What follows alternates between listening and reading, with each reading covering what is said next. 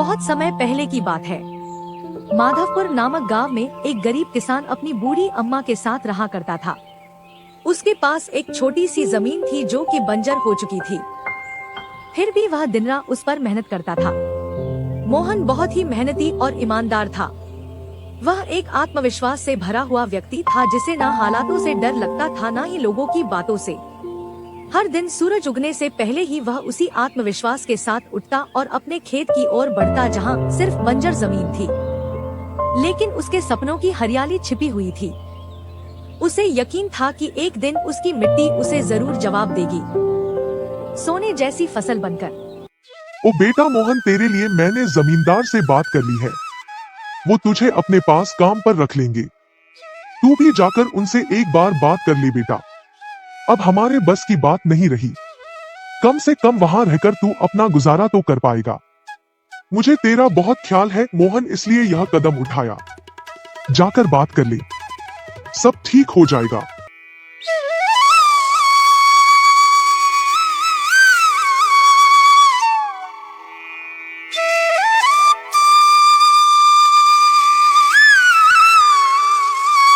क्या अम्मा तुमने क्यों बात की वहाँ? मैं नहीं जाऊंगा। हमारा खुद का खेत है तो मैं दूसरों के पास क्यों काम करने जाऊं? मैं गरीब सही मगर खुददार हूँ। मैं अपनी मिट्टी में पला हूँ, उसी में पसीना बहाऊंगा। चाहे जितनी भी मुश्किल हो अम्मा, मैं अपनी ही जमीन पर मेहनत करूंगा, किसी और की नौकरी नहीं करूंगा। अरे मोहन, उस बंजर जमीन में क्या उगाएगा तू? वो जमीन अब बिल्कुल बेकार हो गई है बेटा। ना उसमें नमी बची है ना जान। तू अपनी जिंदगी यूं ही जाया कर देगा।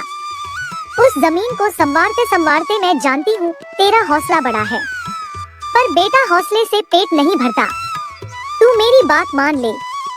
वो जमींदार कम से कम तुझे रोज की रोटी तो देगा। अपनी जिद छोड़ दे बेटा। तू थक जाएगा पर वो जमीन कुछ नहीं देगी तुझे। अरे अम्मा, तुम बेकार में ही इतनी परेशान हो रही हो। देखना, एक दिन मैं उसी जमीन से सोना निकालूंगा। यह जमीन ही हमारी सबसे बड़ी ताकत बनेगी। मोहन खेत में काम कर ही रहा था कि तभी वहाँ पर एक आदमी आकर बोला, अरे मोहन भैया, आपको भी मानना पड़ेगा। आप फिर से इस बंजर जमीन पर मेहनत कर रहे हैं। अरे मंगेश भैया, अब क्या करें? जमीन हमसे ज्यादा मेहनत करवा रही है, पर क्या करें? धरती तो माँ समान होती है, जैसा वह चाहे वैसा ही करना पड़ता है। कभी सख्त हो जाती है, कभी चुपचाप सब सह लेती है, कभी बीज को छुपा लेती है तो कभी उसे जीवन दे देती है। हम तो बस उसके बच्चे हैं जो उसके हर रंग को अपनाना जानते हैं। थक तो जाते हैं भैया, पर जब मिट्टी की खुशबू आती है ना तो सारी थकान उतर जाती है।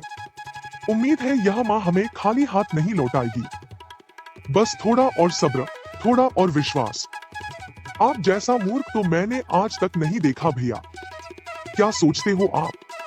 दुनिया कहां से कहां पहुंच गई और आप अब भी उसी बंजर जमीन से उम्मीद लगाए बैठे हैं। मोहन के पास उस आदमी की बातों का कोई जवाब नहीं था। वह वहाँ से अपने घर चला जाता है। जब दोपहर को मोहन थक हार कर घर पहुँचता है तो देखता है कि माँ बुझे हुए चूल्हे के पास चुपचाप बैठी है। क्या हुआ अम्मा? तुम ऐसे क्यों बैठी हो? खाना क्यों नहीं बनाया? क्या बात है? बेटा, चूल्हा जलाने के लिए लकड़ियाँ नहीं है, इसीलिए चूल्हा कैसे जलेगा? बस इतनी सी बात है अम्मा। मैं अभी जाकर ले आता हूँ लकड़ियाँ। मोहन लकड़ियाँ लाने जंगल चला